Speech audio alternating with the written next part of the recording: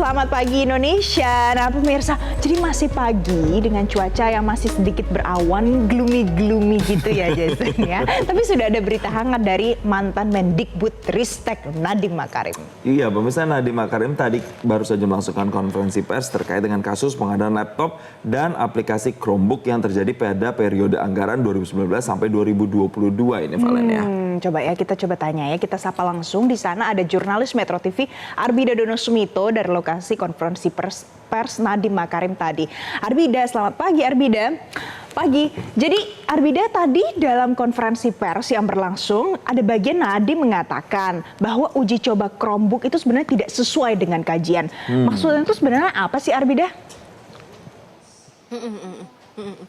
Oke, selamat pagi Jason, Valen, dan juga pemirsa. Ya benar sekali bahwa kami awak media ini baru saja selesai mendengarkan konferensi pers dari mantan Mendikbud Republik Indonesia di periode 2019 sampai 2024 Nadiem Makarim, di mana untuk konferensi pers ini terkait dengan dugaan korupsi nih yang menjerat atau menyeret nama Nadiem Makarim, yakni dugaan korupsi pengadaan laptop Kemendikbud di periode 2019 sampai 2022 dengan anggaran 9,9 triliun rupiah untuk digitalisasi pendidikan, di mana saat itu juga berbarengan dengan adanya pandemi COVID-19. Nah, kalau tadi terkait dengan pertanyaan Valen ya terkait dengan uji coba tersebut ini tidak sesuai dengan kajian atau maksudnya pengadaan Chromebook tidak sesuai kajian, mungkin bisa saya jelaskan sedikit. Tadi ada informasi menarik begitu ya pada saat konferensi pers Nadiem Makarim yang tiba di Dharma Wangsa, tempat konferensi pers sekitar pukul 7.50 didampingi oleh dua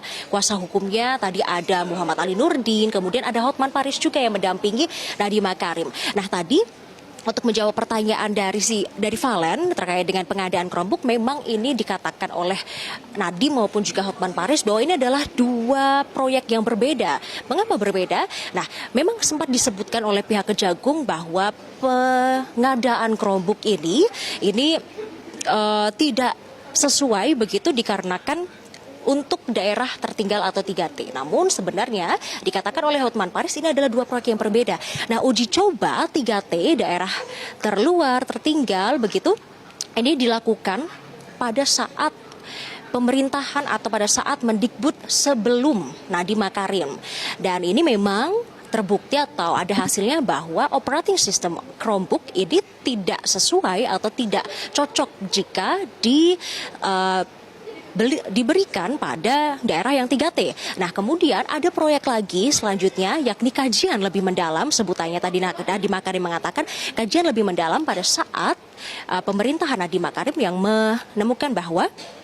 menyebutkan bahwa untuk pengadaan Chromebook sendiri ini cocoknya adalah untuk sekolah-sekolah yang ada akses internet ya. Nah, ini adalah hal yang berbeda sehingga Nadiem ini menepis bahwa pengadaan Chromebook yang diadakan pada saat periode kepemimpinannya adalah untuk daerah yang tertinggal, padahal tidak begitu. Nah, jadi pengadaan Chromebook pada saat kepemimpinannya ini lebih kepada sekolah-sekolah yang memiliki akses internet, dan hal tersebut dikatakan oleh Nadiem bahwa pengadaan 1,1 juta unit laptop dan modem 3G untuk 77.000 sekolah ini adalah untuk sekolah yang memiliki akses internet, dan 97% laptop ini dikatakan aktif dan terregistrasi, 82% digunakan dalam proses pembelajaran, dan juga audit BPKP ini mengatakan 99% perangkat terpakai. Dan mungkin itu yang dapat kami sampaikan terkait dengan hal ini. Dan tadi ada yang menarik juga ketika ditanyai apakah ada tanggapan terkait dengan staf sus yang dipanggil hari ini oleh Kejagung. Namun sayangnya Nadiem ini tidak memberi komentar dan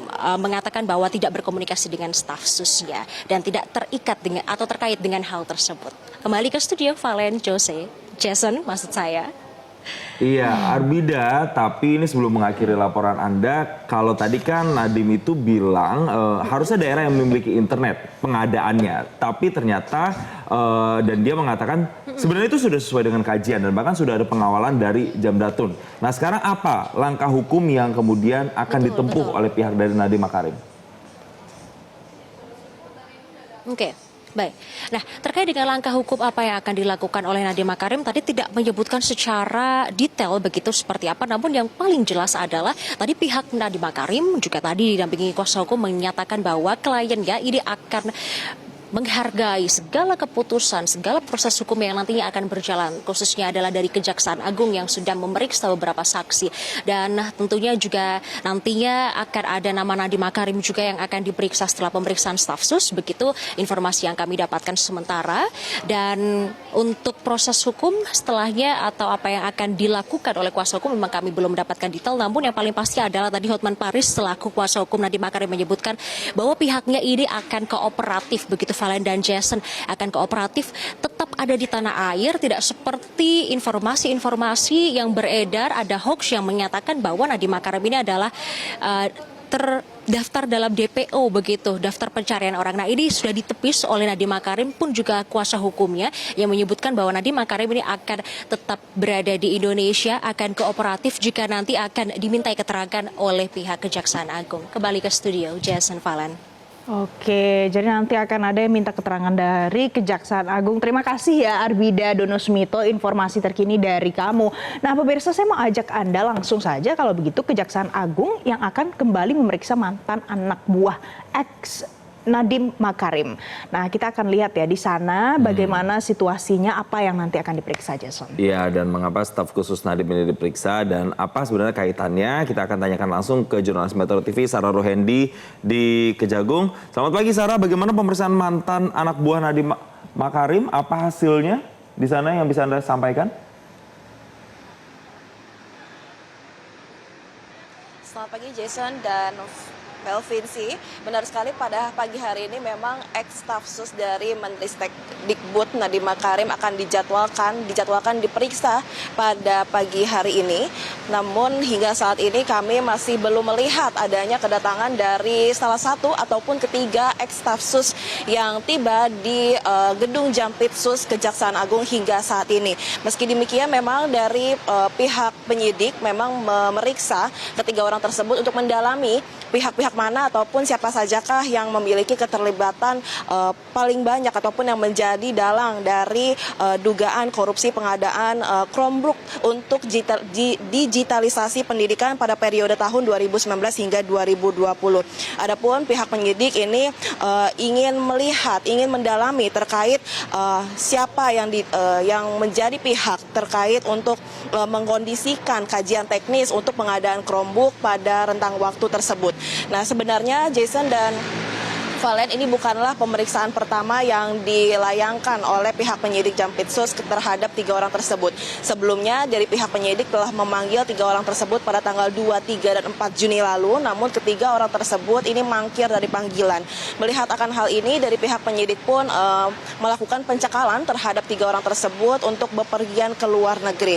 Nah, di samping untuk mendalami terkait siapa pihak-pihak yang berperan dalam kasus dugaan korupsi ini, pihak penyidik pun telah menyita sejumlah barang bukti dari hasil penggeledahan pada bulan Mei lalu. Ini seperti adanya barang bukti laptop, komputer, hingga beberapa dokumen, puluhan dokumen yang ditemukan dari kediaman ex-stafsus dari Menteri Nadiem Makarim. Sementara itu yang dapat kami laporkan, Jason dan Valen, kembali ke Anda. Baik, terima kasih Sarah Rohendi melaporkan langsung dari Kejaksaan Agung Jakarta. Nanti akan kami update lagi apa informasi terbaru.